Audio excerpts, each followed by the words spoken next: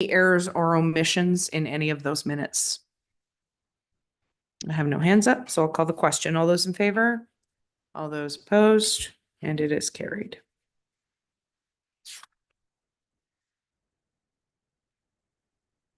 Next item is staff reports. So the motion reads, motion is moved by Councillor Antoine Hartley, seconded by Deputy Mayor Fody, that the council approve staff reports as recommended at March the 3rd, 2025 Committee of the Whole meeting minutes.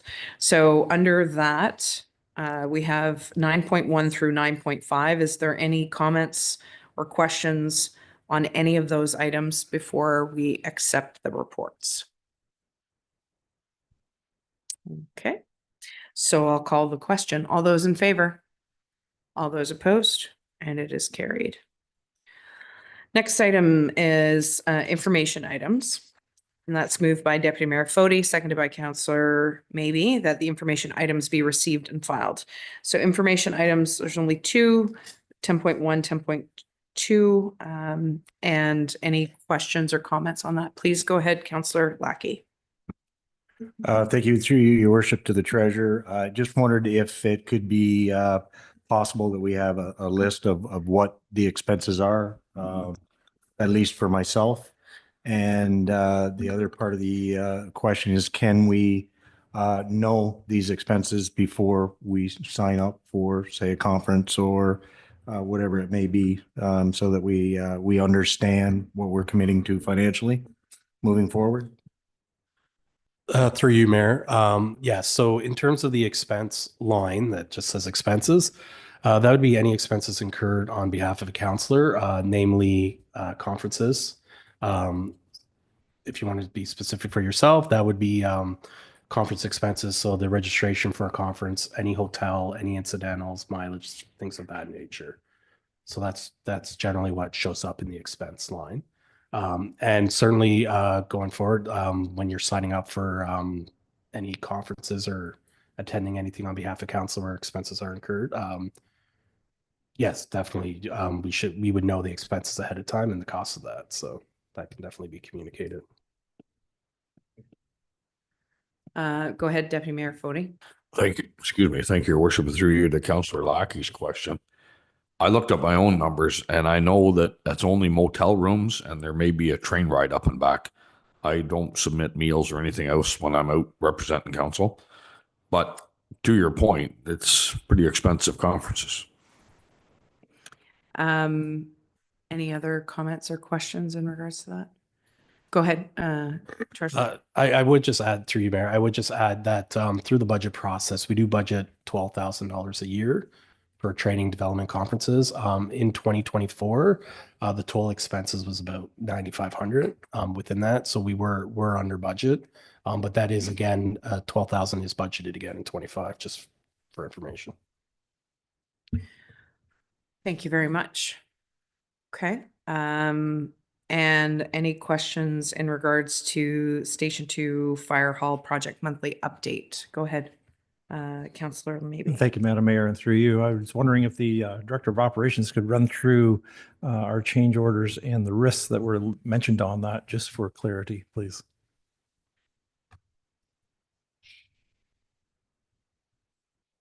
So that's page 156 of the package.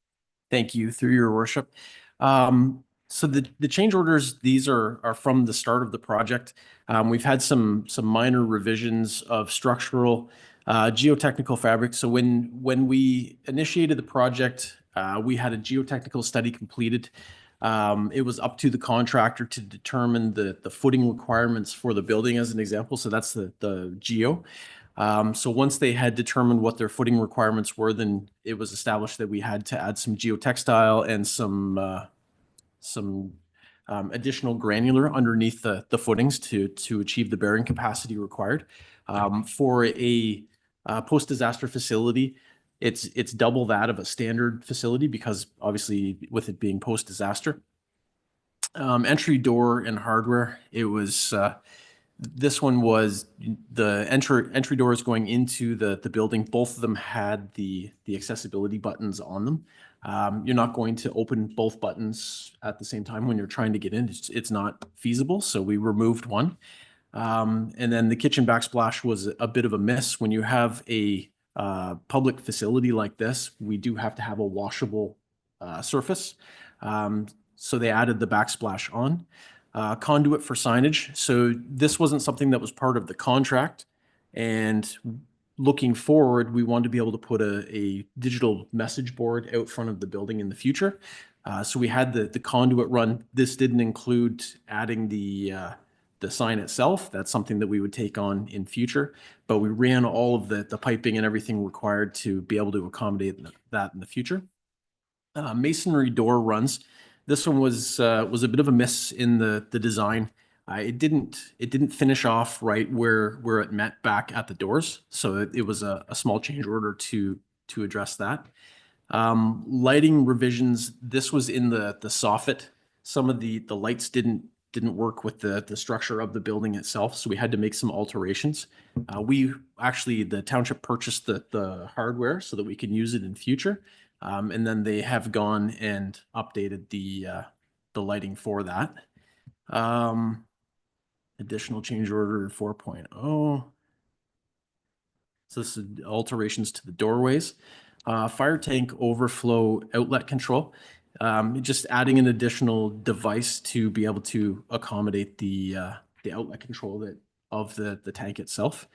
The well, when we started drilling the well, the contract had included, I think it was 50 feet, if I'm not mistaken.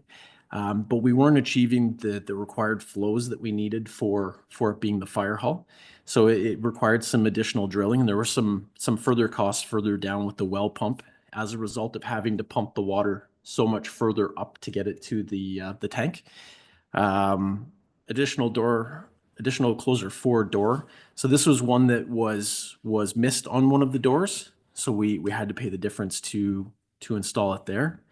Rainwater leader protection covers the apparatus bay. I'm not 100% sure what that one is off the top of my head, but I can certainly get the information.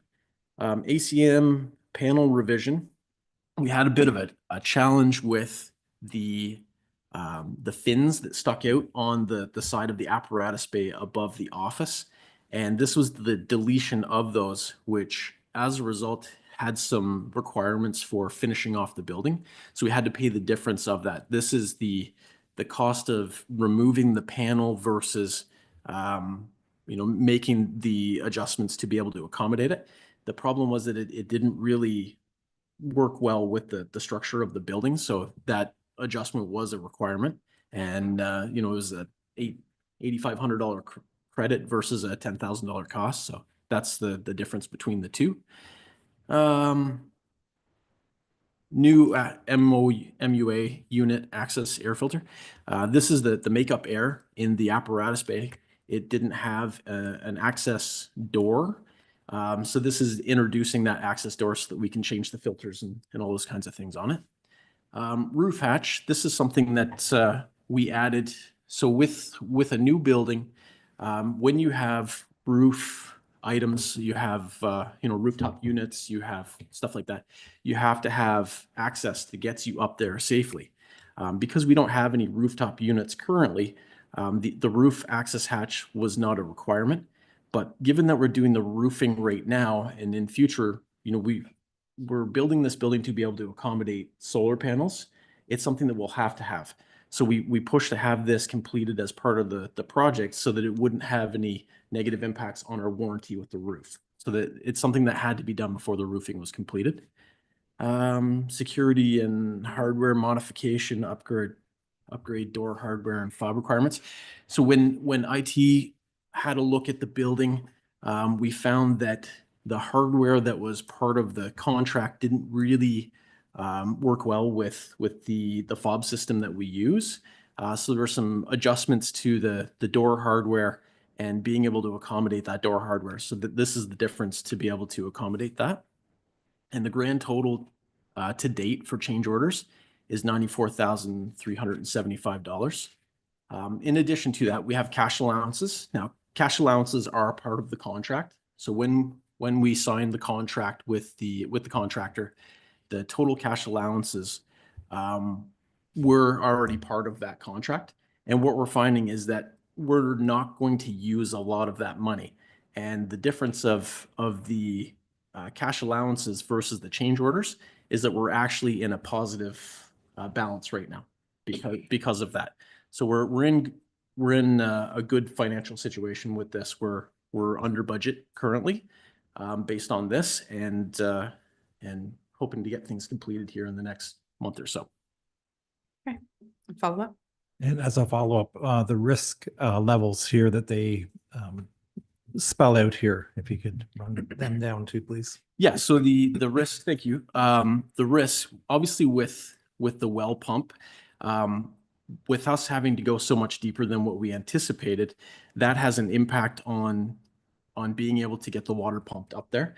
They don't see this being an issue. It's just because it hasn't been powered up yet and we haven't pumped it, that's why it's a risk. Once the well pump is in place and they've run it, then it's not going to be an issue. It's something that we have to run to solve or to resolve that. Just if I can interrupt for a second, with the well pump, when it was drilled, the well driller did test it to ensure the water was adequate. Yeah, sorry. The well driller tested the well. We have sufficient flow in the well. Mhm. It's a matter of getting the water from where it is in the groundwater table into the tank. Yeah. So being able to pump it from one place to another is what the risk is currently, because we haven't powered up that pump because of the power issue. Right. So once we address the power issue, then the pump will work and that risk will be resolved at that point.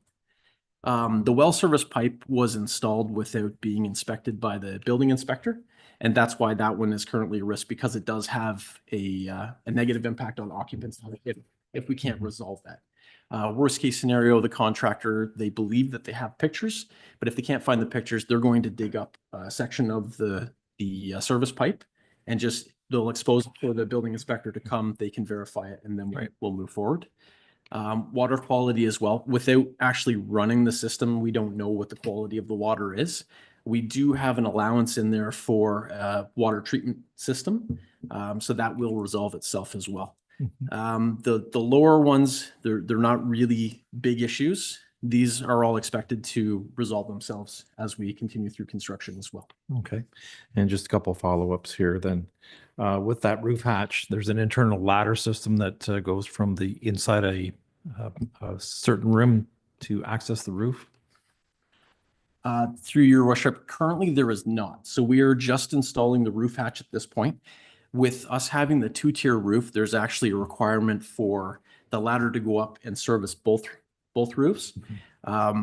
Given that we haven't installed solar panels, the plan is to apply for a grant when we go to put solar panels on the roof and include the cost of the ladder system at that time as part of that project.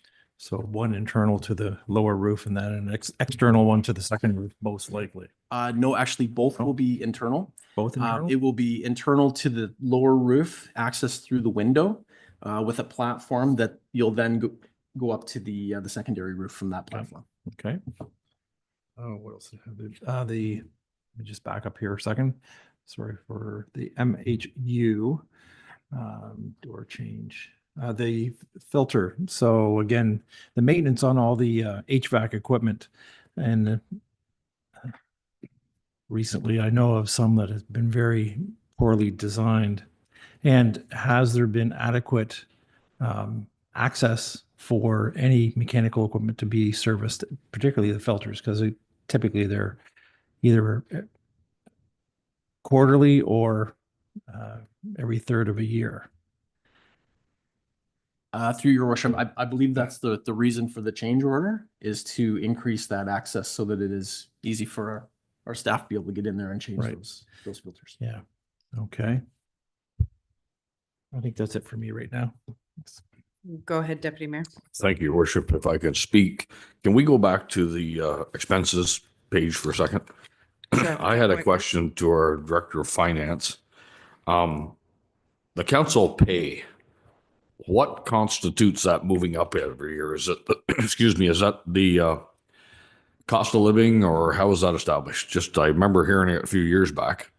Yes, through you, Mayor. The council pay gets indexed every year through the budget, just like staff does. Okay, So it's the same index as used for council as staff. so the rise is associated with cost of living for the previous year? Yes, based on whatever council approves of the budget process, yes. It's not necessarily tied to cost of living per se.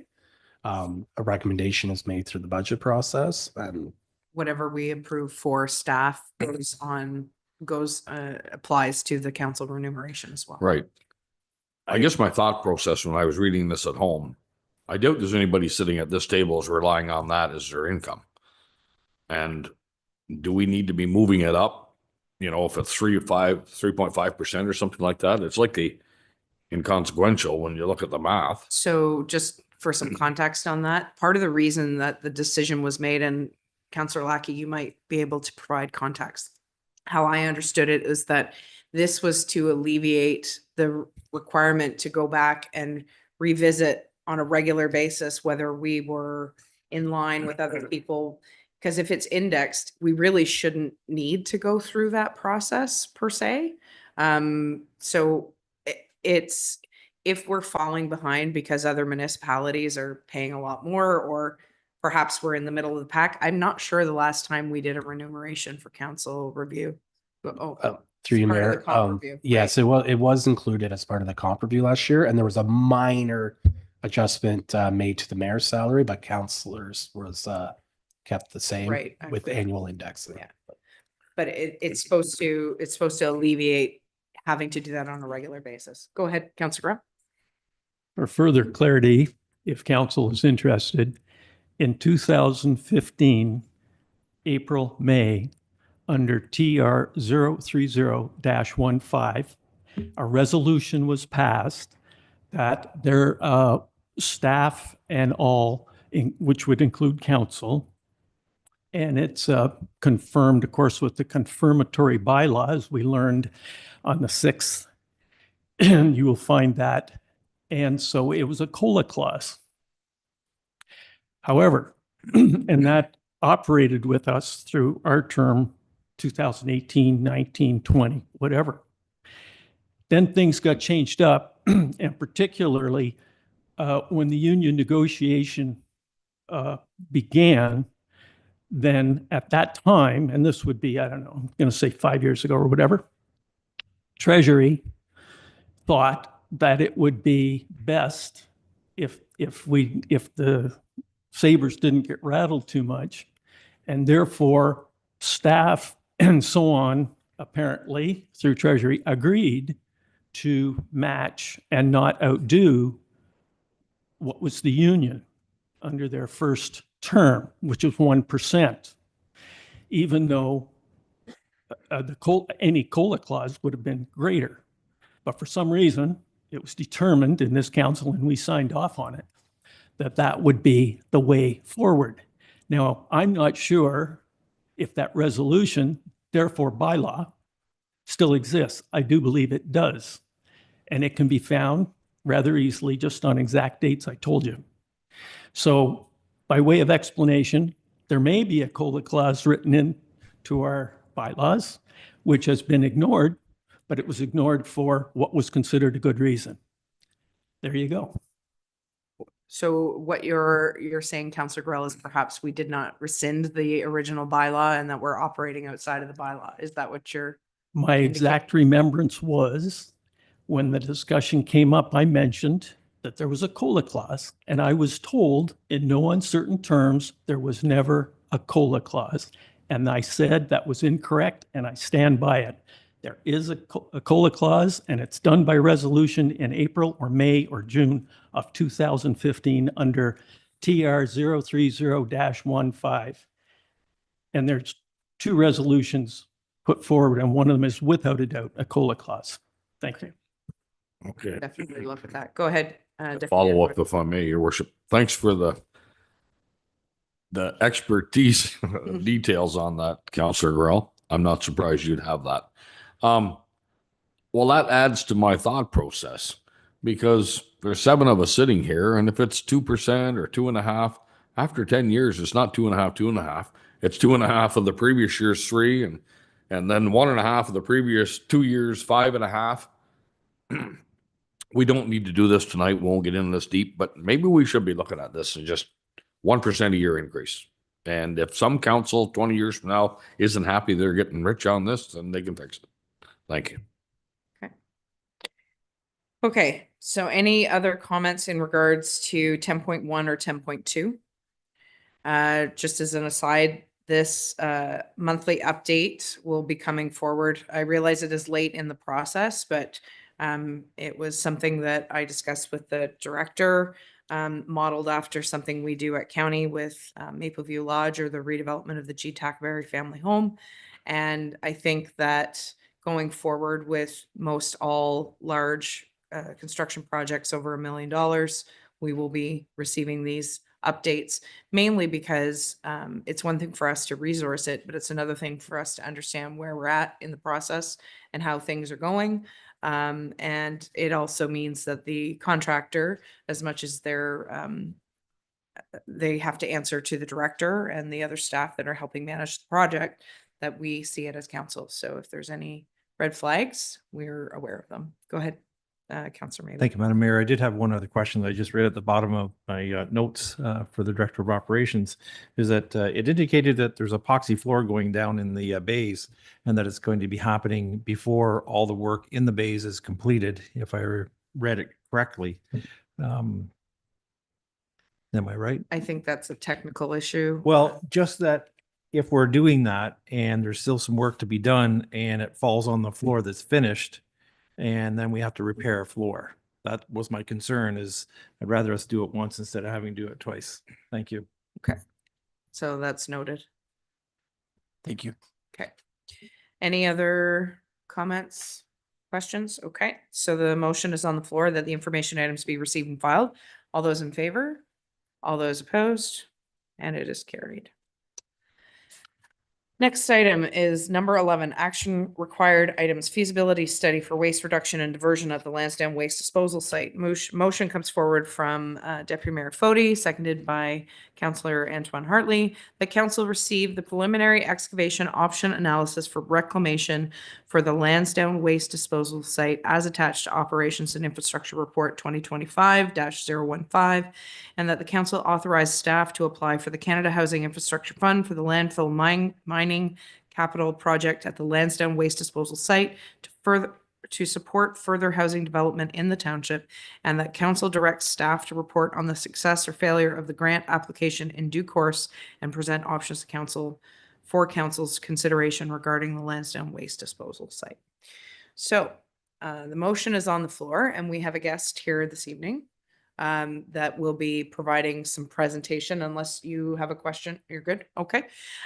We have John Pike from Malroz Engineering, who has been with us for quite some time, dealing with our waste disposal sites. And thank you for being here. And council will gladly hear your presentation.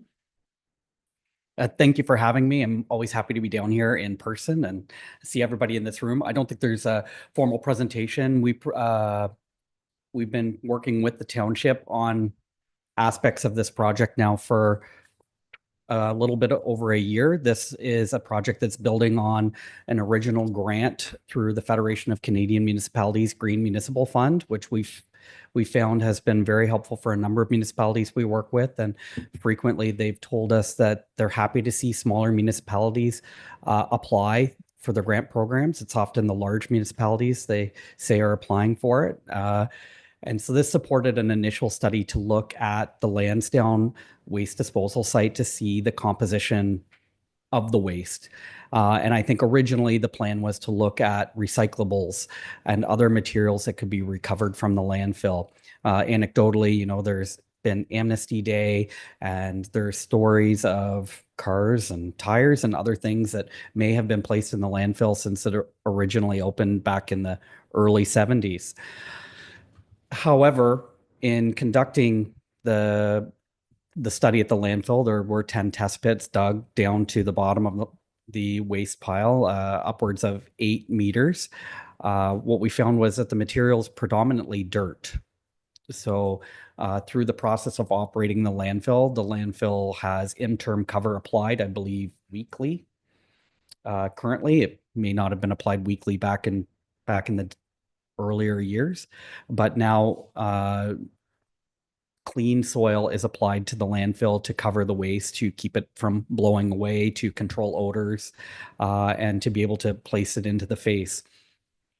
And I think one of the study's key findings was identifying that there's far more soil in the landfill than had been expected, and that the amount of recyclables or recoverables, so tree stumps or other wood that may have been put in there, maybe that had been burnt at the time, or large metal debris was not found, and that the test pits tended to be fairly square instead of, I think, when we originally planned for it, we thought they'd be more of an inverted cone.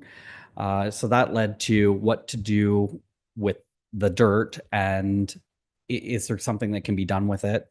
And also, would the Ministry of the Environment permit coming in and reclaiming some of the volume, considering the potential impending closure of the landfills?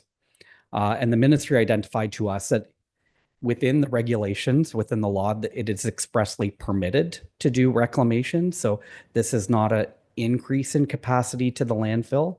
This is going back and mining and recovering capacity that's already been lost, and that there's a pathway forward to doing that. And I think that's we went then with staff to say, how would we go about accomplishing this, and what would it look like from a cost and time perspective? Has anybody else done this before? And so, yes, this has been done before. A landfill excavation project has been completed before. Durham Region did it at their Blackstock landfill. They ended up actually completely digging up and removing all of the landfill and closing out the site. So it's a bit different in that way, but the process is still the same of coming in, opening the landfill, screening out the material, sorting it. So we were able to build on that and look at what process would go through from a contractor's perspective, as well as what the Ministry of the Environment would. We got initial feedback from the ministry on what they would expect and how they would permit it. So there's been work not only with the Kingston District and Eastern Region Ministry of the Environment Office, but also with the Waste Permissions Group in Toronto, and then trying to build out a framework of a cost to present to staff. And then I believe the directors also provided quite a comprehensive report in maybe the more geopolitical context of what we're facing. With Ontario is running out of landfill space, municipalities are looking for landfill capacity, and the available options for waste in Ontario right now may not be the same come 4 or 5 years, or really even a few weeks from now, depending on what different jurisdictions around us decide to do. And so I think not only does reclaiming the waste help with the long-term operation of the landfill and internalizing the municipality's waste and keeping really control of your waste management stream to the group in this room, but also promote sustainability and good environmental stewardship. Perfect. So I didn't come with a formal presentation, but I think those are some of the highlights that have taken place over the last year. This project has evolved, and it's not necessarily ended up where we thought, but that's part of the process of working through these studies and learning. So I'll just also, recognize that our manager of infrastructure, Jonathan Cross, is with us this evening, along with the director that can answer. They've both been working with our consultant on this. And so any questions between the three of them, hopefully we can answer them. So I'll go to you, Councillor Grell, because you had your hand up first, and anybody else who would like to get in. Go ahead. Good. And thank you very much. And through you, Your Worship. And thank you for the very fine report from Melrose, and also ops and infrastructure. Just for my own clarity, and I know we're not talking budget here yet, but there are numbers on the page.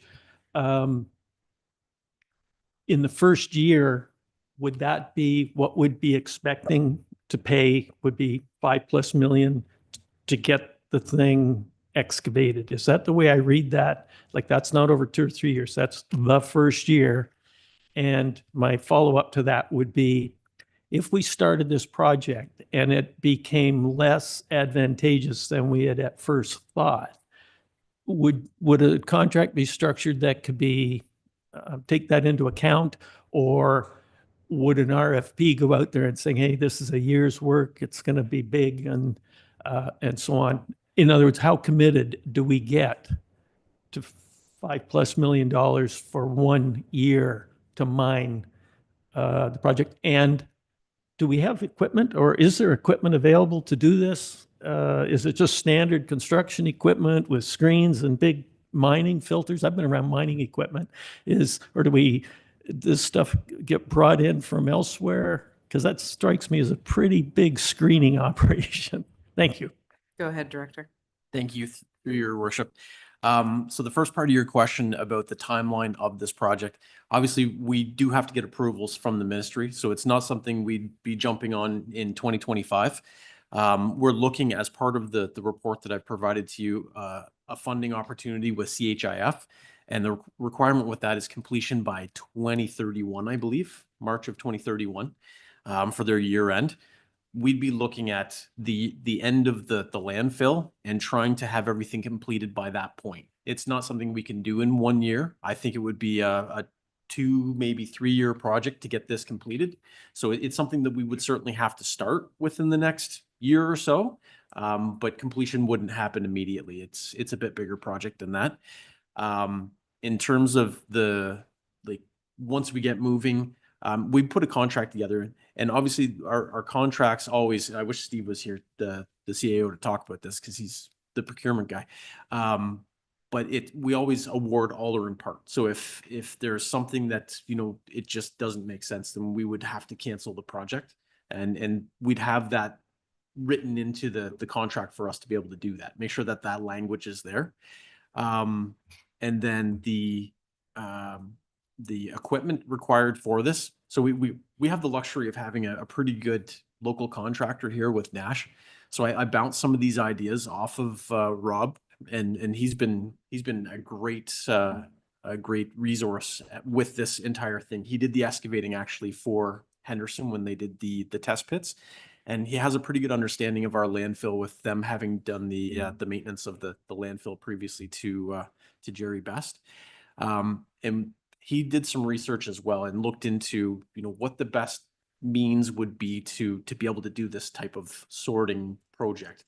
You can't just throw it into a sorter and expect that it'll come out the way that you want. There's bags, there's all kinds of big things, and things get plugged up, like if we ran a trommel or something. So it would be a multi-step process where we feel, an excavator with a root rake, where you can sort through the material, would be the first stage. And then the second stage would be to run it through a multi-screen trommel and end up with, fairly clean dirt, soil, sand at the end of the day that, we'd have to figure out what we're going to do with that. And then the waste obviously would be put back into the landfill, and then we'd have to compact it and cover it back up again.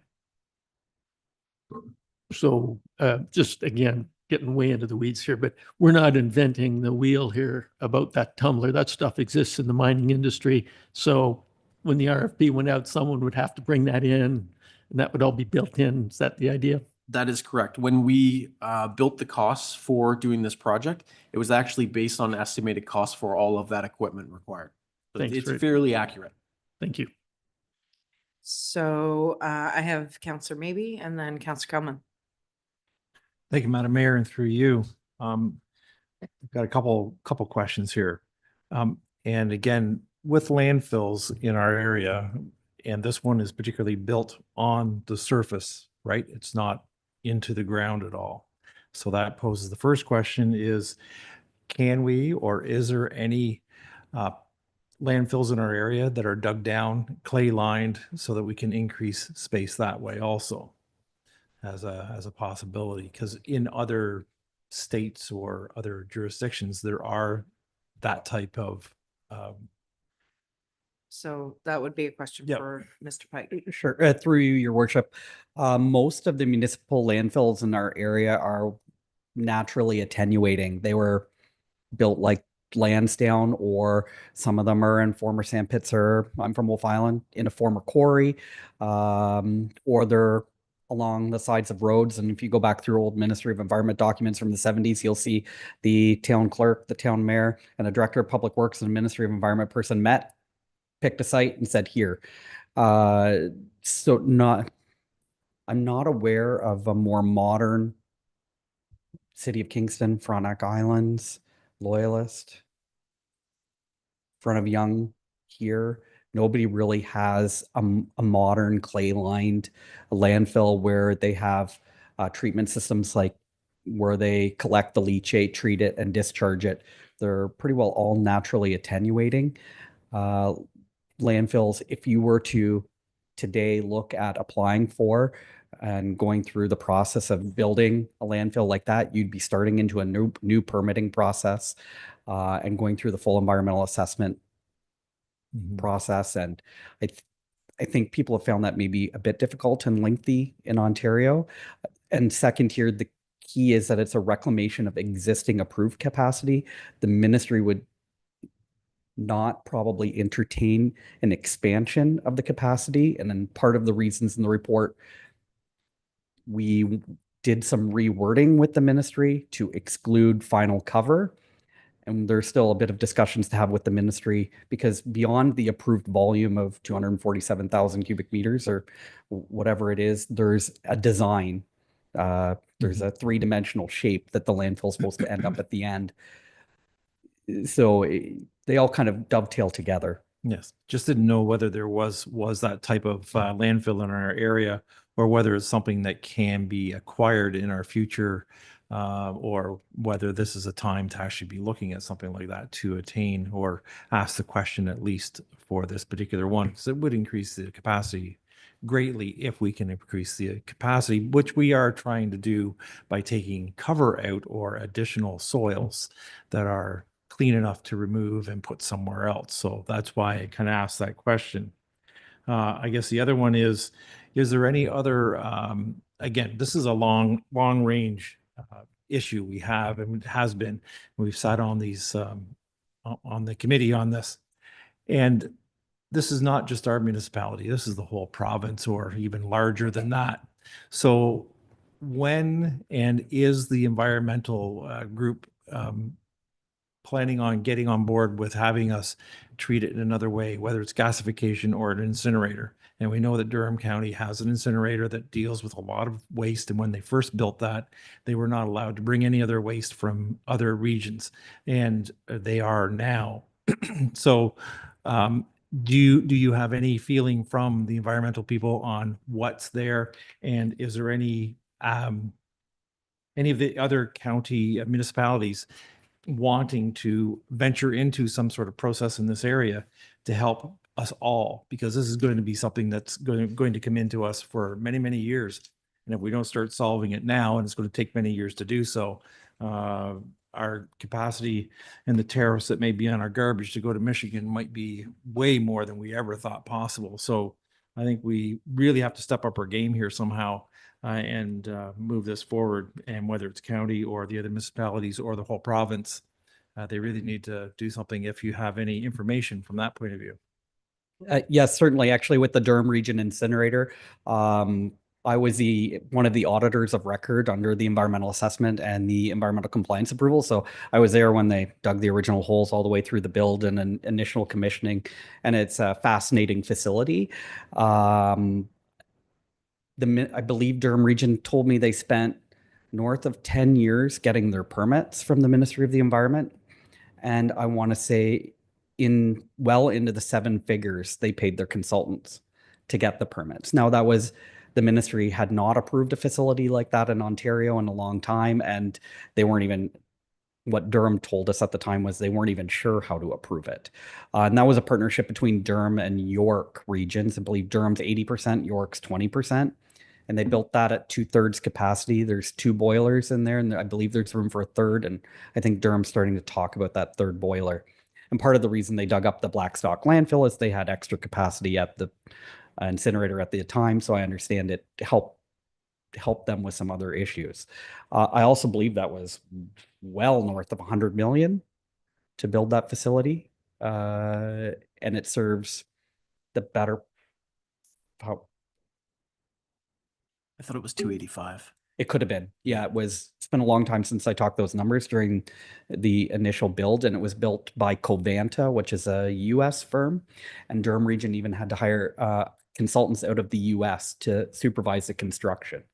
So it was something very new to Ontario. And I think part of why the director of operations and township staff have been looking at what they can do to provide flexibility with your existing assets so that you don't have to be at the forefront of solving these problems. Like hopefully somebody else in the Ministry of Environment or the province or the federal government comes to the table to identify what are small municipalities going to do with their waste when landfills fill up. And, we have Moose Creek in Cornwall. We have a little bit of capacity in the Ottawa areas periodically for landfills, but there's not a lot of capacity. And lots of municipalities are talking about this. We do work with other municipalities here in Eastern Ontario, and certainly their public work staff are talking about, should there be working groups? Should we be talking about what we're going to do with waste in the future? But different municipalities are all at different stages. Like Front of Young has quite a bit of landfill capacity in front of them. So versus Wolf Island, for instance, that landfill's been closed for the better part of 10 years now. So varying municipalities are at different stages of how they're going to deal with this. And I think the other part of that is just the costs associated with it, and what do they do and where do they find the money to actually fund the exploration of other avenues. To your point, the federal government and the provincial government have to at least have a better plan, I think, that's more cohesive but in the meantime, this is about us and our garbage, and for the next potentially 30 years based on the report, right? So, sorry, do you have any other questions, Councillor Maybe? Nope. Okay. And Councillor Calman, go ahead. Thank you, Your Worship, and through you to the director or to Mr. Pike. I think this is, if we are able to go ahead with this, I think this is for us very much a good news report. It would be terrifying to be, in charge of the City of Toronto waste and what they're facing. So like you just said, I think we need to focus on us, and if we were to get 20 to 30 years, it's not a permanent solution for us, but it would certainly, hopefully other solutions will materialize along the way. But my question was, in comparing, it's a startling comparison. If we were to go ahead with this, the projected cost to operate over the next 30 years being 11.4 million, versus if we had to do transfer, that would be 67 million over 30 years. I just wondered if those projections take into account population growth. So specifically for Lansdowne, because we already know we're getting one subdivision and there may be more development. So is that built into those projections? Thank you, through Your Worship. No, those numbers are strictly based on today. It's 2025 figures, and in addition to that, it's hard to project where we're going to be in 30 years, obviously. So it's just, we took today's figures and carried that forward 30 years, and that's there is a growth study that will be done at the county level, which will inform other things. But right now, the growth study that was at the county is informed by 2011 data. So it's not exactly current.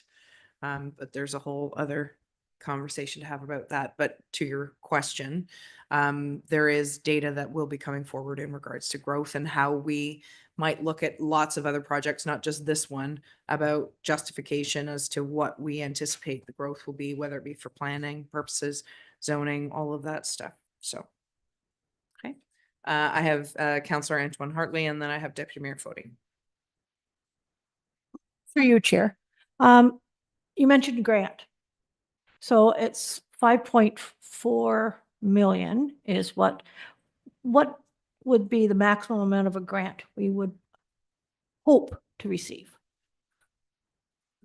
Thank you, through Your Worship. The opportunity that's in front of us right now, the CHIF grant through the federal government, is for 50% of any project up to $100 million. So this project being at 5.4 million, that would mean that 2.7 million of that would be covered under the grant. And if you divide the 67 million, if we had to go to a transfer station, that's 2.23 million a year. So if you look at it just from if we had to go to a transfer station, which this group was faced with from the time that we were elected, that was our future, if you will, just for some background knowledge for the new counselor. If we can gain that much capacity and that much lead time, to the point that was made, that hopefully technology and other collaborative efforts happen in regards to dealing with waste, because we're certainly not the only ones. There's like the Township of Rideau Lakes doesn't have a landfill right now. Everything's transferred out. So they have to pay to truck all of their garbage. So if you divide the 67 million by 30 years, it's 2.23 million a year. And that's straight line. That's not increasing costs, right? So go ahead, Deputy Mayor. Thank you, Your Worship, through you to John. If we're at a stage where we actually are going through this mining process, is there a staff member from MOE or is there a staff member from our township expected to be on site most of the time? Or do you get them started and then the operator realizes the process and somebody stops in periodically? And if so, is that individual or individuals attached to the financial aspect of all this? Thank you. So yes, we expect that the ministry would have a fairly comprehensive environmental monitoring program because of the proximity of residential properties and agricultural properties. They'd be very concerned about odor, dust, litter. I think it would probably, as you would expect, start almost daily. With the excavation project, the ministry attended the kickoff. They came out and we walked around and looked at what we were going to do, talked about what we were going to do, and they got a comfort level and said, we'll come back this afternoon to see the first test pit. And they got busy and never came back. So they had a comfort that things were going to happen. I think because this is going to go on for a long time, it probably wouldn't be daily. There'd probably be a trigger, like the site attendant says, I smell something or I see something, and there's a reaction to that. And yes, it is costed. In the environmental monitoring is in the cost for that is in the budget. Follow up, Councillor Maybe? Thank you, Madam Mayor, and through you. I know that this isn't particularly Lansdowne, but may affect it if it comes here, is the Red Horse and the Big Hill, because they have to be excavated, I think. And is that material coming to this landfill or a different one as it's excavated? I think that'll come out in the report. We'll talk with staff. The existing capacity is so precious that once this waste is loaded in trucks, potentially, depending on what the avenue is at the other two sites, that's probably a significant portion of the disposal cost anyways. So if I was guessing, I would probably recommend that it be taken out of the township to a facility rather than use up the capacity we have remaining at Lansdowne or Briar Hill. And then at the back end, we're trying to recover it. Okay, I'll let the director speak and then I'll go to Councillor Lackey. Sorry, just to add to that, there will be a subsequent report coming for those landfills as well. That was part of the feasibility study. But given the timelines with the CHIF grant, we wanted to push this one ahead quickly and then we'll follow up with those ones. And the feasibility study will give those options to you, Council, showing what the cost would be to cap and monitor versus to do a full removal and what the requirements, timelines, expectations would be as a result of that as well. Yeah. Go ahead, Councillor Lackey. Thank you, Your Worship, and through you to probably the director. You know, we've looked at the expenses, and I know in context what I'm about to say is very minimal, but when we do this excavation, as was mentioned, there was amnesty days in the past, large items.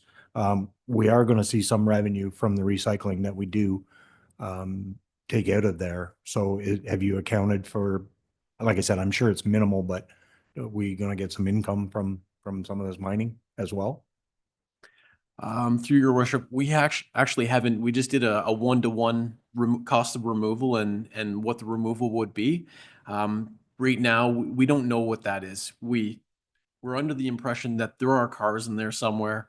Our test pits didn't show them to us. They're somewhere, but you know, having conversations again with the excavator operator, he remembers cars being in there and other things that will generate some revenue, but we don't know what the quantity is at this point. So we did a 1-to-1. This is the cost for removal and what the cost is to transfer over to a transfer site. Counselor Giroux? I was just curious, and through you, your worship, for John or Dave, with this grant, I know that some grants require that you've already started a project or have completed a project. How does this work? Let's say that next year, magically, they said, yep, we're good for 50%. What kind of time frame do they normally allow for a project to get rolling, or phase one? Would they be happy, for instance, with the fact that we've dug exploration holes, that sort of thing? Or how would that work? Would we have to move quickly? Thank you. For something like this, through your worship, for something like this, I don't think that many municipalities have undertaken this. At least with FCM, when we applied for that feasibility study, I got the impression that not many municipalities had reached out to them and tried this type of process. So I think we're on the leading edge of something like this. And that puts us in a good position because, you know, we're ahead of everybody else. We've done this legwork already. We know what we're up against. We can show them the feasibility of actually doing what or of what we want to accomplish with this, because we have solid numbers. It's not looking at a mound of waste and saying, I think there's about 10% of this. We've actually done the legwork and you know, we have those numbers from the Henderson report.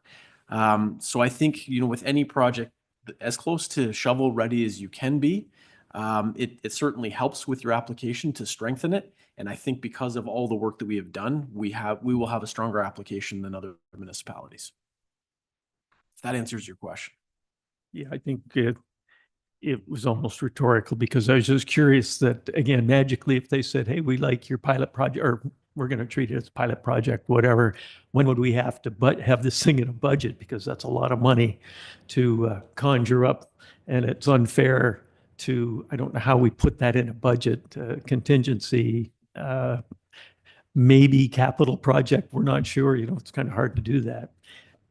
I would just like to add, one of the initial steps would be going back to engage with the Ministry of the Environment and develop the plans. And I think what was talked about is that this wouldn't, the grant applications now, but the capital works portion of this would not start until at least 2026. So there's going to be a paperwork exercise that's going to have to occur over quite a while before shovels go back into the ground, so to speak. And there's an existing amount in the 2025 capital budget of 698,200 that's already set aside for this. Am I reading this report correctly? Okay. So any costs associated with getting those ready, we already have a small amount budgeted before we have to actually put shovels in the ground. Go ahead, Mr. Treasurer. Through Mayor, I would also just add, and this is obviously high level, but in the 10-year draft financial plan, there was an amount of 15 million included in 2029 and 2030 based on an estimate at that time, high level. So that was included in the 10-year potential forecast. Now, this number is a lot better than that 15 million, but that was included, and it was included in the 10-year draft as a 50% grant, 50% potentially funded through debt. So it was such a large number, but. So we would, just to put a bow on what you just said, if all the stars aligned, we were able to get approvals, and let's hope we get the grant. Our long range financial plan would be in a better financial position, because we would not have potentially the 15, 20 million. Is that what you're saying?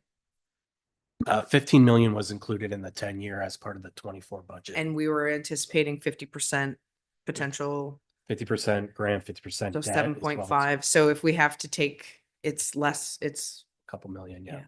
So we're actually 2.5 million to the good if we don't have to do that. No, because it's 7.5. Yeah, we'd be 5 million in the good. Oh, okay. Sorry. I'm trying to look at two different plans here. Anyways, bottom line, before we take the vote, this motion this evening is to accept the report and to authorize staff to apply for the Canada Housing Infrastructure Fund for the landfill mining capital project. And that should we be successful in that application, that they would come back to further discuss with council what the costs would be moving forward from that. Okay. Okay. I have no other hands up, so I'm going to call the question. All those in favor? All those opposed? And it is carried. Thank you very much, Mr. Pike, for coming. And thank you, Mr. Cross, for being here. I know that you're part of the day-to-day piece of handling our landfills. Just as another aside, we were actually talking about it prior to council meetings. We have received a number of very positive feedback comments in regards to our landfills. So please pass along to our staff that, we are very impressed with the cleanliness, the organization, the service, and how people are being treated at our landfills. It's one of the things that where we get to see the people that pay their taxes here. And I know on behalf of myself, I'm very grateful for those individuals that work for us that put that face on for us. And that people are actually sending emails in to say how pleased they are with the state of the landfill. So please pass along our sincere gratitude. Okay. Next item is 11.2, Ontario Clean Water Agency Lansdowne Drinking Water System. Moved by Councillor Maybe, seconded by Councillor Antoine Hartley, that the council receive the Ontario Clean Water Agency 2024 annual report for the Lansdowne Drinking Water System. Questions on the report? Go ahead, Councillor Maybe. Thank you, Madam Mayor, and through you. Is he doing? My apologies. Sorry. Where are we? Oh, Mark Lawson. So we have a representative of our Ontario Clean Water Agency who is with us this evening. And our director, my apologies. I got ahead of myself asking for questions. So we'll receive the presentation now. So thank you very much. Okay. Thank you, Your Worship and councillors. Again, my name is Mark Lozo. I work with Ontario Clean Water as an operations manager. I'm just here to present the annual report and just provide a brief summary of the Lansdowne Water Treatment Annual Report. A slide. Yeah, in this annual report, there are quite a few definitions and acronyms. It's very common within our government system to have these different acronyms. So we just have a reference page here that, and I will, just during the report, I will try and use the full definitions. Get a slide. Okay. So in Ontario, under OREG 170.03, the Safe Water Drinking Act requires an annual report to be prepared for each drinking water system. And this report is intended to inform both the public and the municipal council about the operation of their drinking water system in the previous calendar year. Slide, please. The Lansdowne Drinking Water System was inspected by the Ministry of Environment, Conservation and Parks on January 16th, 2025. We are currently awaiting the inspection report and rating. We do not anticipate any problems or issues coming out of this inspection. So under section 11 of the of OREG 170.03, it requires the development and distribution to the public of the annual report summarizing the water quality, monitoring results, adverse water quality incidents, system expenses, and the chemicals used in the water treatment process. So section 11 is mainly about the quality of our water. So, and in Lansdowne, there was no adverse water quality incidents during the reporting period. The chemicals used and the chemicals and treatment used at the water treatment process. So the Lansdowne well system uses sodium hypochlorite for primary and secondary disinfection. And there's a pre-filtration using 5 and 1 micron cartridges and UV treatment as well.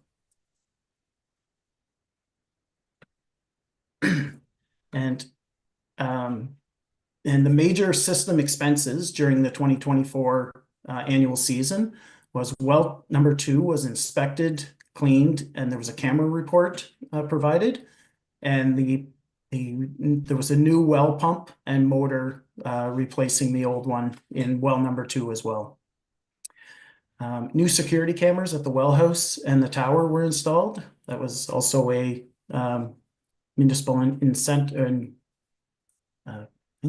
And there was regular generator maintenance done. The global SAI Global did our drinking water quality management system audit with no issues. There was one opportunity for improvement. All the water filters were replaced during the year, and under distribution repairs, there was 9 curb stop replaced and 2 hydrants were rebuilt. And there was also a chlorine pump replacement. So just the slides. Section or Schedule 22 of the OREG 17003 just requires the development and distribution to council of the annual report summarizing incidents of regulatory noncompliance and associated corrective actions, in addition to providing flow monitoring results for the purpose of enabling the owner to assess the capability of the system to meet the existing and planned demand.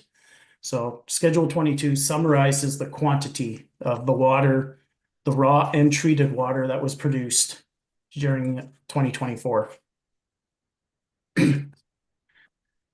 So the daily flow rates of raw water. So the average daily volumes versus the permit to take water, and the daily maximum daily volume versus the permit to take water. And then there's also under the treated water, there's the average daily volume versus the municipal drinking water license, and the maximum daily volume versus the municipal drinking water license. So we can see here under the first one for Lansdowne's well 1, the average daily flow volume coming out of the well was 151 cubic meters per day for the year. And the maximum daily flow coming out of well 1 was 340 cubic meters per day. And those are both compared to the permit to take water. Next slide, please. For Lansdowne well 2, the average daily volume was 153 cubic meters. And the permit to take water, that allows us to take 720 cubic meters. And the maximum daily volume here was 773 cubic meters, and the permit to take water, again, is 720 for well 2 as well. Okay.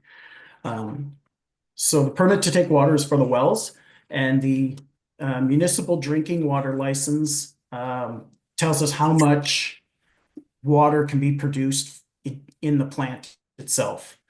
So the average daily volume of the plant usage or the plant production was 174 cubic meters, and the municipal drinking water license was 1,224 cubic meters. And the maximum daily volume here was 373 cubic meters, and the municipal drinking water license is 1,224 as well. So it's in good shape there. So, sorry. So for regulatory non-compliances and corrective actions, there were no regulatory non-compliance actions or water taking exceedances during the reported year.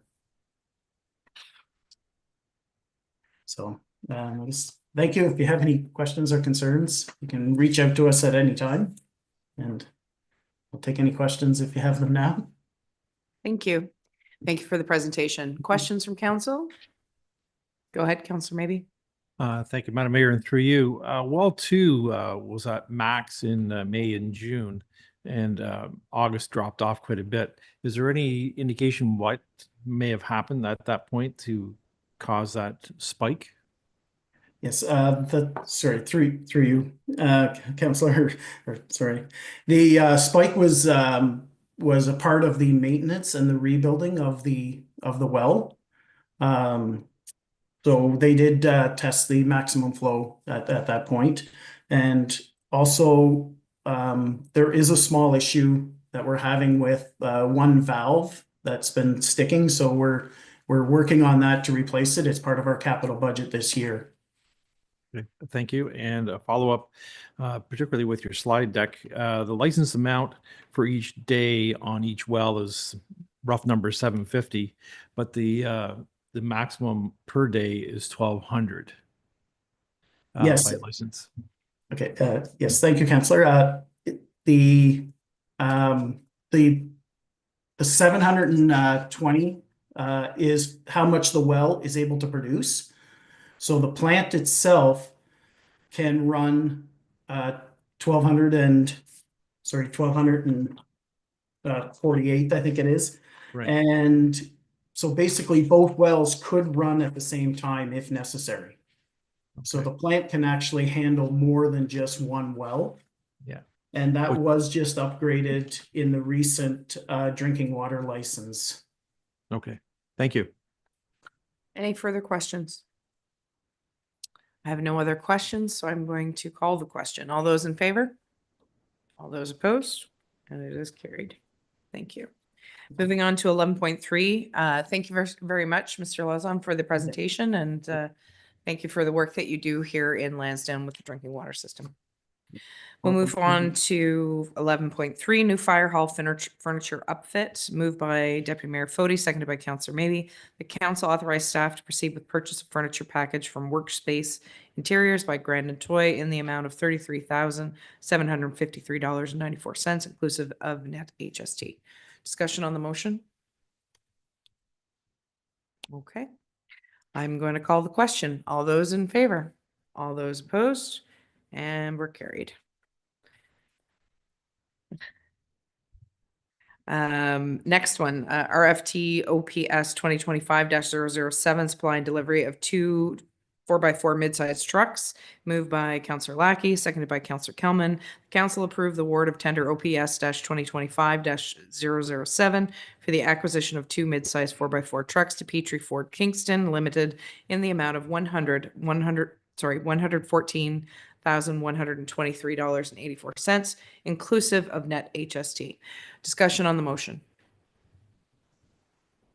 Go ahead, Councillor or Deputy Mayor Fody. Thank you, Your Worship, and through you to our Director of Operations. Excuse me. So we're this amount of money, the 114,000 plus, is for the acquisition of two 4x4 mid-sized trucks, correct? And the 2017 Ford half-ton is being diverted to the mechanic, so to speak, or whoever may need it, summer students and such, for usage because of the low mileage, regardless of the fact it's an older truck. Is that part is correct? That is correct. Okay. The truck that was involved in the accident, are we recouping any insurance? It mentions about the $10,000 deductible. Are we recouping anything back from that truck, or were we just out everything other than including the 10,000 we got to add to it? Go ahead. Through your worship. So it's been a bit of delay. The truck has been sitting at a yard for about 5 weeks, and the property owner that is hosting the vehicle and the insurance agent are having some challenges with coming up with an agreement to the cost for housing the vehicles. And I understand this is an issue across Ontario with these types of places. The vehicle has now been taken to Intact. They finally came to an agreement as of yesterday. So after 5-6 weeks, it's finally with the insurance adjuster. They are reviewing it. The only question mark at this time, and it's not really a question, is whether it's a complete write-off or not. It is going to be covered under insurance. The challenge is we haven't received the formal letter from them stating that it is a write-off. Now the axle basically removed itself from the bottom of the vehicle and the cab was completely twisted. So we anticipate that's going to be the resolution of this, but we can't formally say at this point that it has been written off. Follow up, if I may. Was this a single vehicle accident? Through your worship, yes, it was. The operator of the vehicle wasn't the only one to go off the road at that point. I was on County Road 32. There were multiple accidents at that location. It seems like the road flash froze over or something, and an oncoming vehicle had sort of left their lane and encountered our vehicle, and the operator did the right thing by avoiding a head-on collision to leave the road and ultimately be a single vehicle accident. Okay. And my last question, ultimately, no member of our staff was hurt? No, it was minor injuries, but nothing major. We were pretty lucky with this situation. It was one of the building inspectors, and it was. I think it was good fortune the way that everything worked out. He was good. The vehicle took the brunt of it, and but yeah, no, he's back to work and everything's good. So This was, we're lucky. it was during the significant weather event. It was actually drifting snow, I believe, that was partially the issue, as well as the flash freeze. Yeah. Just over the hill past the Olivet Church. So, Thank you. yes, and I was here when the employee returned to work and was more concerned about the truck than his own well-being, which staff ensured to make sure that he was in good shape. So, yeah, I am assured the staff member that we're more concerned about him than the truck. So go ahead, Councillor Antoine Holloway. That is right near my home. And I can tell you that truck, that driver did a good job of not being hurt, I think. That road was in bad shape. It had drifted so deep. So, no, I think we should be very grateful that he managed to get it stopped without, Without Any hurting fur- anybody else that's and right. himself. yeah, Yes, because I went through there and it was brutal. it was a tough day that day. Any other questions in regards to the motions on the floor? Seeing none, I'll call the question. All those in favor? All those opposed? And carried.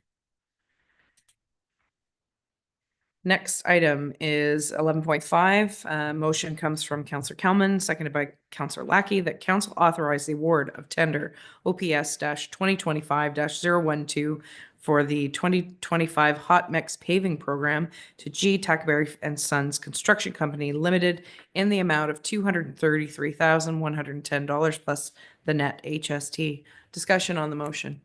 Go ahead, Councillor Maybe. Thank you, Madam Mayor, and through you. Again, quite a discrepancy between the highest and lowest bid on this particular one. And also quite happy to see that it is a local company that is going to be supplying and looking after these roads. So it's all good. Any other comments?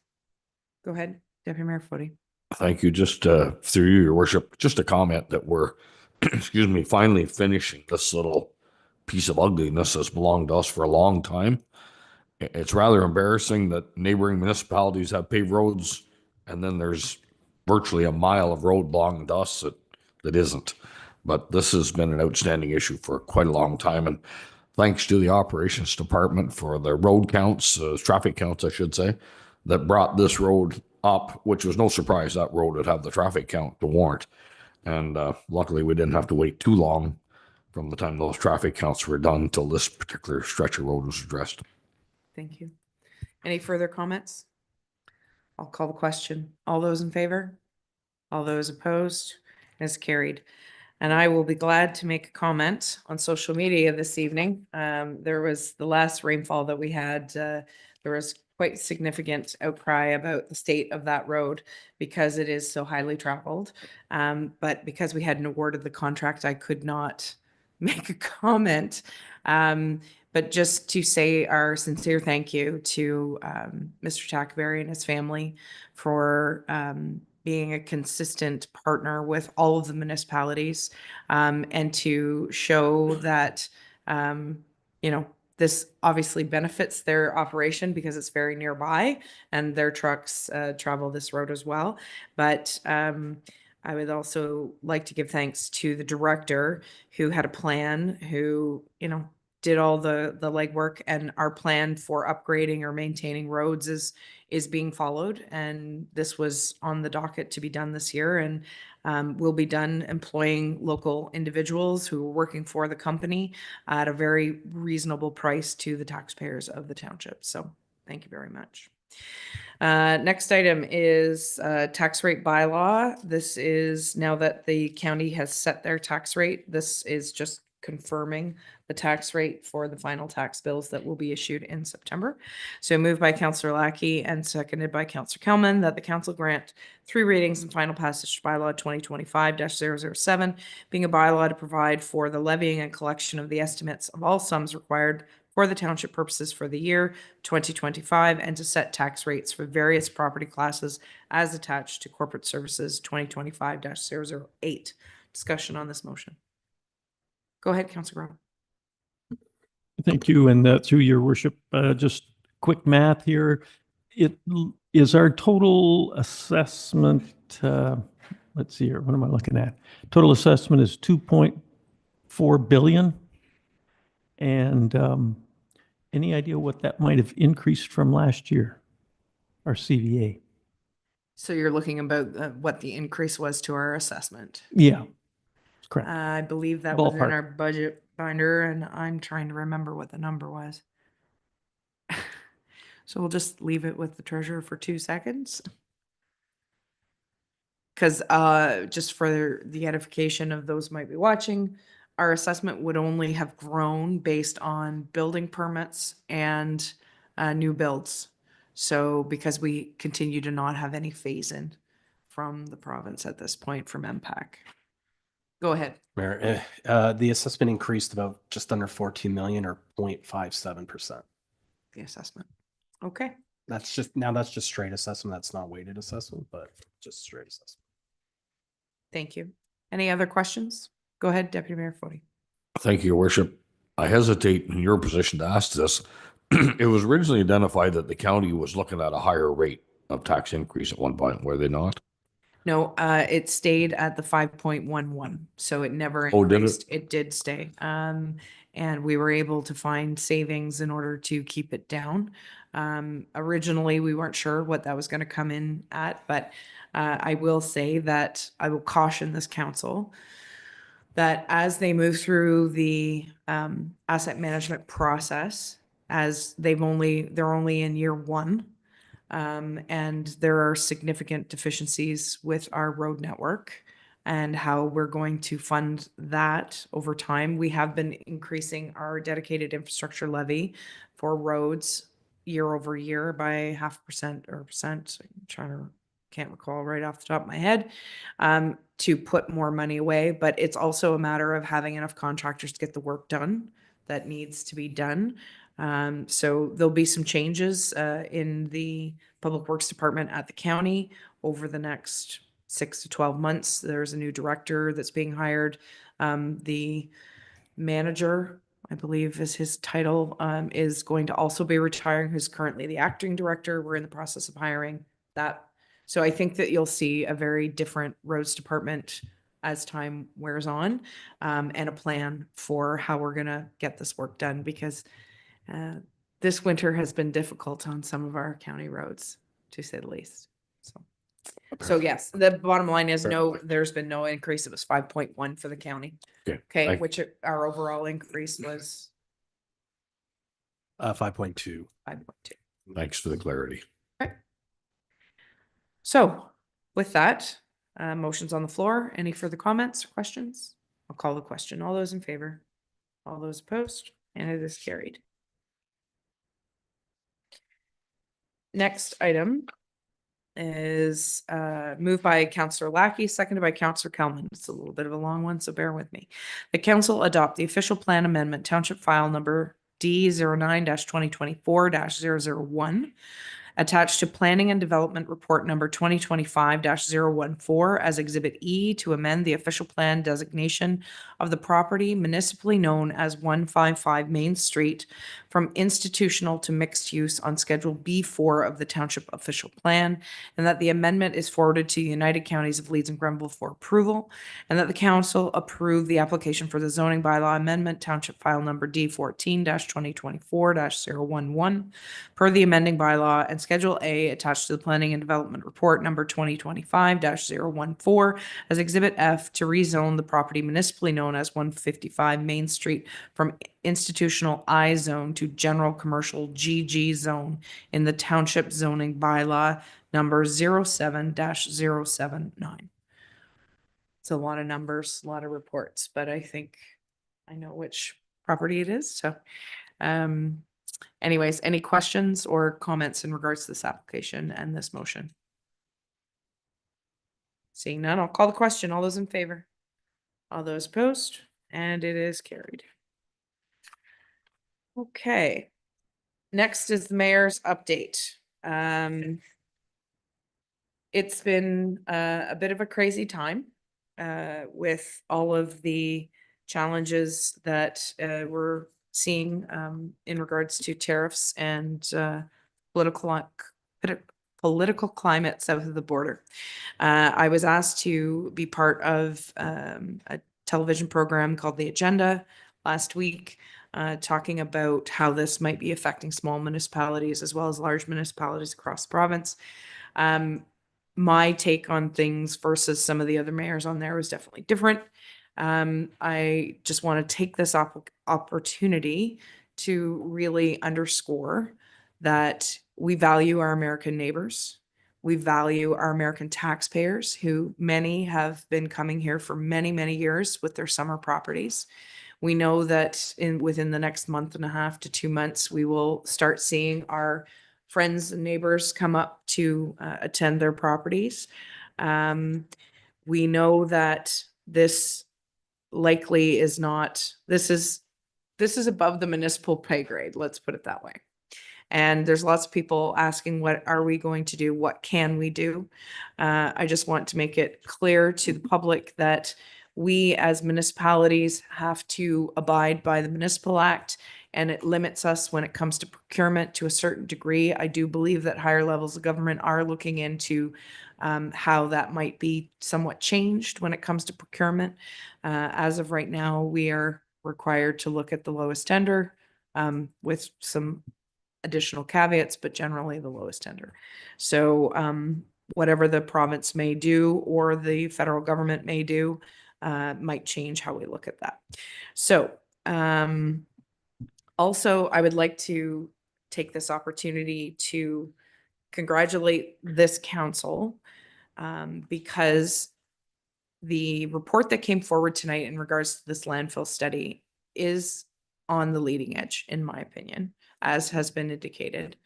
And I think will serve the residents of this municipality over the long term better than what we were faced with when we first, many of us who were first elected in 2018. The landfill was given less than 4 years, I think, and we got a little bit of extra space, and then more and more digging has been done. So I would just like to say thank you to our staff who have been very diligent and dedicated to trying to find a solution for this municipality. Also, to the finance department, in that the asset management plan that we have approved and the financial plan that goes with it is constantly evolving and changing. But to the point that has been made here this evening, with this, we could be changing that plan again to the better, meaning we don't have to budget for the closure of the landfill and what that's going to cost for land transfer stations and all that kind of good stuff if we can get another 30 years. Having said that, I also take the comment Councillor Maybe made to heart, is that we as municipalities really need to work together to try to find better solutions for long term, because as much as we're gaining all this time or all this capacity, time will not be our friend. And 30 years can go by in a blink of an eye, as I face the age of 50 this year. So I'm still 20 in my head. But all I can say is that, you know, I'm not trying to pat myself or anybody on the back, but these are long drawn out conversations. We've been here for 6 years, some of us, and this is what the outcome is. And I'm certainly very proud of the work that has been done and hopefully the legacy that we leave, regardless of who is sitting at this table in the future. So, other than that, I hope everybody made it through St. Patrick's Day, unscathed. And I'm not sure if I'm forgetting any other events that might have been held or will be held in the near future. So if there are any events, please let me know. And go ahead, Councillor Antoine Hartley. We have in Sillies Bay on March 30th, we have Storyfest with our own James Raffin at 2:00. Tickets can be bought online from Sillies Bay Area Residents Association. Thank you. And go ahead, Councillor Maybe, and then Deputy Mayor Fody. Thank you, Madam Mayor. Through you, again, the Town Crier Championships being held in Gananoque, May 16th, 17th. Hope to see a lot of people here. I know I've tapped a couple that are in the room for judging and so on. So look forward to a very good event. And there's many other Town Crier events happening. Some will come to light in the near future. But yes, very busy season. And for, let's see, I've had 2 counselors show up for my maple syrup open house on the weekend, and Director of Operations came out also. So it was good to see you. And for the rest of council, whenever I'm boiling, you're more than welcome to come out and see how it's going on. Perfect. And go ahead, Councillor Kelman. Oh, sorry. And then Deputy Mayor Fody. I just wanted to remind anyone watching that the deadline for the youth bursary that the township sponsors is March 31st for any high school students graduating this year or that graduated last year and are planning on attending post-secondary. Every little bit helps. Sure does. Go ahead, Deputy Mayor Fody. Thank you, Your Worship, and through you. Just a shout out mostly to youth who have represented our township well, primarily in hockey throughout the province. These kids of all ages, they're cleaning up trophies and medals, and it doesn't go unnoticed, excuse me, when they're announcing in an arena packed with 2,500 people that this hockey team, male or female, is from this municipality. And that's been happening a lot here the last few weeks. And there's a lot more to it. We know that. There's families and a multitude of people, coaches, trainers on the higher levels that put countless hours. You had mentioned, Your Worship, about the value not too long ago at a meeting of volunteerism. And sport is likely as big a commitment on a volunteerism basis as there is. But that'll be circumvented and replaced this summer with our local volunteers, namely the peer groups and such. But on the agricultural front, this past week, the Ottawa Valley Seed Show, we had 2 local farms. Both took home individually in different competitions a red ribbon. So it was nice to see that agriculture right here in our township can compete anywhere. Thank you. Fair point. Go ahead. Sillies Bay Legion is hosting an information session with Veterans Affairs on the 26th of March, starting at 10:30. Information for veterans, as into the supports that are available to them. Excellent. Thank you. And one last thing before we move on to confirmatory bylaw, I will be attending OGRA as of next Sunday, a week from Sunday, along with our Director of Operations and Road Supervisor. I always very much value this conference because I get to learn more about the granular details. I'm not as good as Councillor maybe at this, so but I do actually really enjoy this conference because it's all the trucks and the stuff that make the township work, and it's very interesting to me. So I appreciate the opportunity. So I will report back on that. Any other announcements?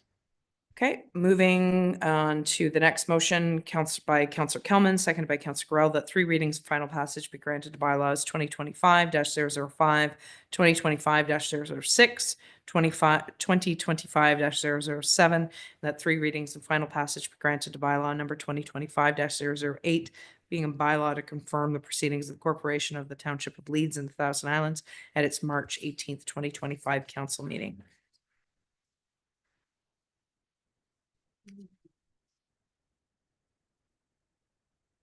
Sorry, I'm just double checking. Yep. Oh no, that's text, right? What are you looking for, Mark? The Main Street, 155 Main Street. There's the private street. There's general rates of fees. The, from 11.7, the 2, you may not, maybe you don't have them in your folder. It's the 2 for 155 Main Street, the OP and zoning bylaws.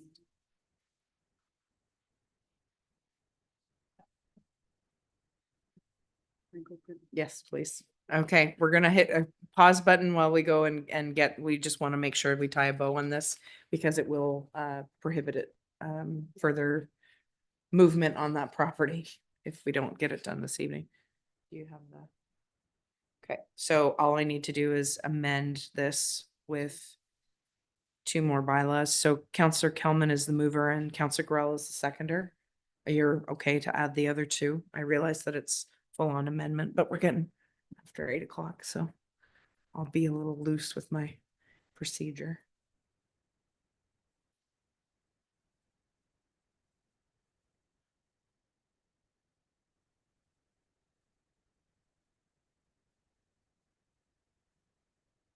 So it'd be adding bylaw number.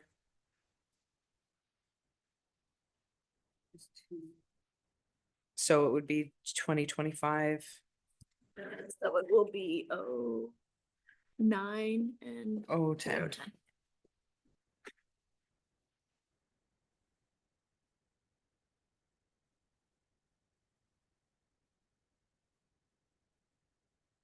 So we'll be adding 2 bylaws, 2025-009 and 2025-010. And that will be to address the motion on 11.7, which is the applications for the official plan amendment and the zoning bylaw amendment. So those. the bylaws for Exhibit F.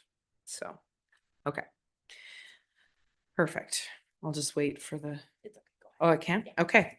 So I'll call the question on the amended motion, adding those 2 bylaws. All those in favor? All those opposed? And it is carried. Okay, and last is adjournment. So moved by Councillor Grell, seconded by Councillor Kelman, that council adjourn at 8:06 p.m. All those in favor? All those opposed? And we are carried. Thank you, everyone.